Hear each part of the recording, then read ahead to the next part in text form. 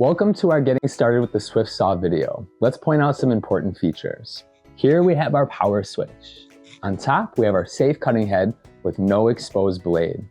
Our waste drawer makes cleanup easy and simple, and the hinged work surface makes a great place to store our power supply. When we're ready to cut, we can plug our power supply into the back of the saw and into a standard outlet. Make sure your saw is on a flat, level surface like a table or even the floor. When it's time to begin cutting, flip the switch on. Notice that the light turns on and I can hear and see the safe cutting head in action. Let's gather our materials.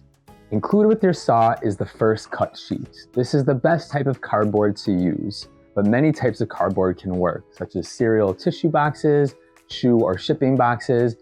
Any cardboard up to 5 millimeters will work, but we do recommend that you use single layer cardboard that fits within the material thickness gauge found at the front of your saw. It's also important to use clean cardboard, so no dirty pizza boxes, and to remove any tape before you begin cutting. Let's make our first cut. I'm going to turn the saw on, and I'm going to gently glide the cardboard under the safe cutting head, using both hands to push the cardboard into the cutting area. With hands on either side, I'm going to gently push, applying downward force, letting the saw do the work, not forcing the cardboard into the cutting zone.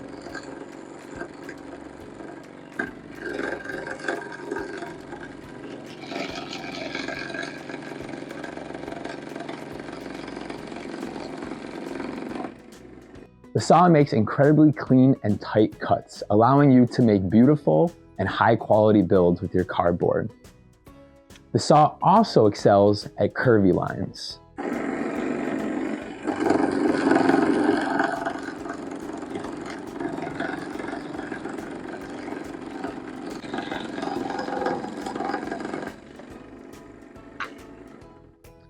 And it can even cut tight corners.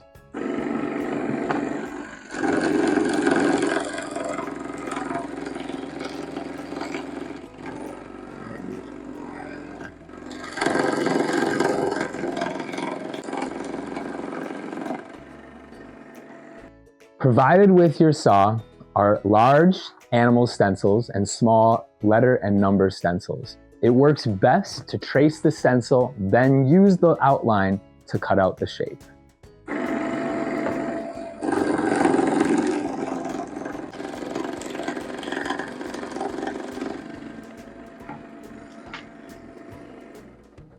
The saw can also cut these other materials: cardboard up to 5 millimeters thick, cereal box cardboard, printer paper, construction paper, craft foam, felt sheets, thin cotton and polyester fabric, and even printed photos.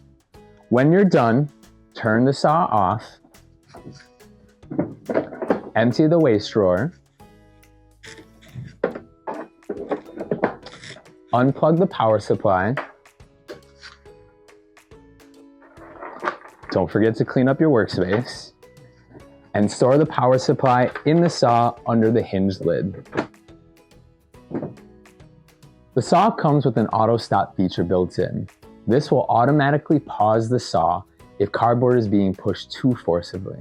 If the saw stalls, power off, back the cardboard up, and turn it back on again. You might have to wait up to 30 seconds for the auto stop feature to reset and for the saw to be able to turn back on again. If the cardboard is pushed too hard, it can also cause a jam. To remove a jam, make sure the saw is turned off, unplugged, and ask an adult for help with the following steps. First, remove the cardboard from the cutting surface.